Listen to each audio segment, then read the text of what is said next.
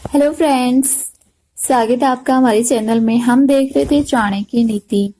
आज हम देखेंगे कि हमें किस तरह के लोगों के साथ रहना चाहिए, किन लोगों को दोस्त बनाना चाहिए, कैसे स्त्री से विवाह करना चाहिए, किन लोगों पर हमें विश्वास करना चाहिए। तो चलिए स्टार्ट करते हैं।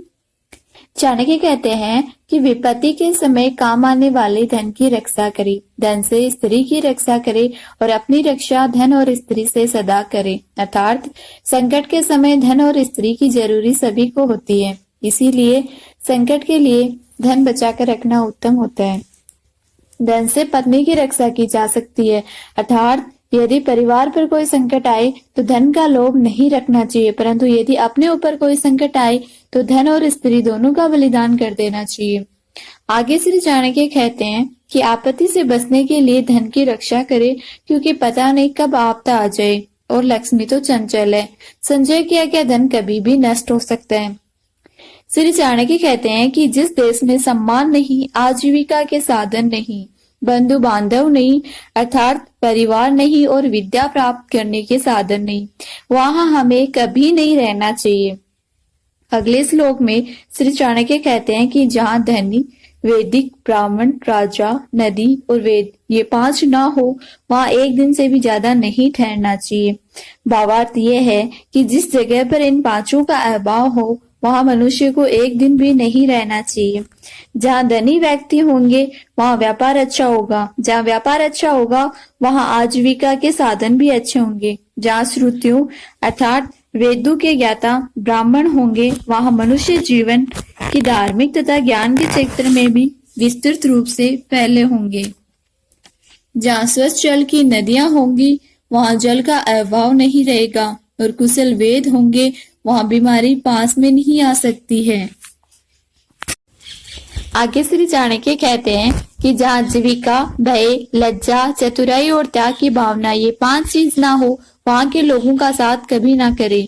श्री चाणक्य कहते हैं कि जिस स्थान पर जीवन यापन के साधन ना हो, जहाँ सदैव भय की परिस्थिति बनी रहती हो, जहाँ लज्जाशील व्यक्तियों की जगह बेशरम और खुदगर्ज लोग रहते हो, जहाँ कला, कौशल और हस्तशिल्प का सदा अभाव हो, जहाँ के लोगों के मन में जरा भी त्याग और परोपकार की भावना ना हो, वहां के लोगों के साथ ना तो रहे और ना ही उनसे व्यवहार रखे।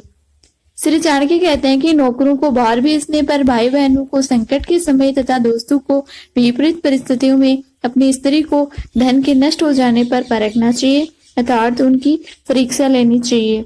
समय आने पर ये लोग आपका किस प्रकार से साथ देते हैं या देंगे कि जांच उनके कार्यों से होती है। वास्तव में संसार में मनुष्य का संपर्क अपने सेवकों, मित्रों और अपने निकट रहने वाली अपनी पत्नी से होता है। यदि ये लोग छल करने लगे तो जीवन दुर्लभ हो जाता है। इसीलिए समय समय पर इनकी जांच करना जरूरी है कि कहीं से ये आपको धोखा तो नहीं दे रहे हैं। आगे समझाते हैं कि बीमारी में, विपत्ति काल में, अकाल के समय, दुश्मनों से दुख पाने या आक्रमण होने पर, राज दरबार में और शमशान भूमि में जो साथ रहता है वही सच्चा भाई, बंधु या मित्र होता है।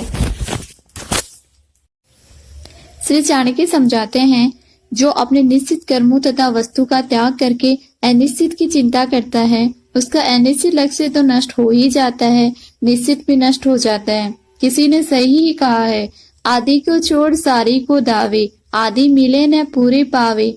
जो व्यक्ति अपने निश्चित लक्ष्य से भटक जाता है उसका कोई भी लक्ष्य पूरा नहीं हो पाता है।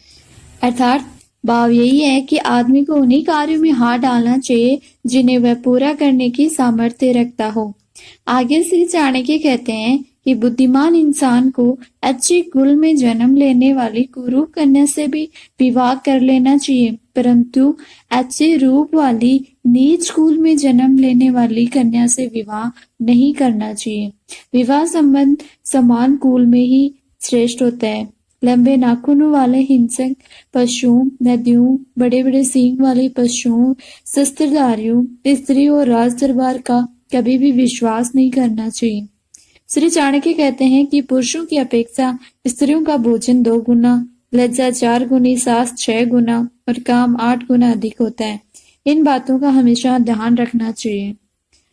और इसी के साथ सेकंड पार्ट कंप्लीट होता है।